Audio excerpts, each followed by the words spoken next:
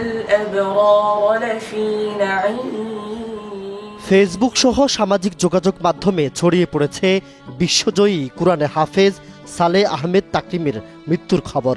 তবে বিষয়টি গুজব বলে নিশ্চিত করেছেন হাফেজ তাকরিমের উস্তাদ মারকাজু ফয়জুল কুরআন আল ইসলামী ঢাকার সিনিয়র শিক্ষক মাওলানা জাকারিয়া সিদ্দিক।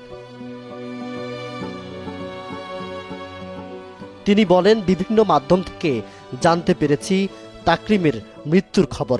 তাকরিম কোনো দুর্ঘটনার শিকার হননি, জীবিত আছেন। খবরটি সত্য নয়।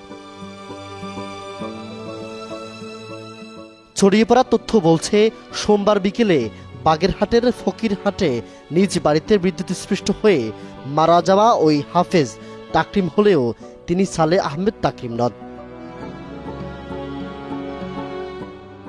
নিহত হাফেজ তাকরিম উপজেলার লখপুর ইউনিয়নের ৯ নং ওয়ার্ডের বাসিন্দা ও মাদ্রাসা শিক্ষক মাওলানা মুসলিম উদ্দিন শেখের ছেলে।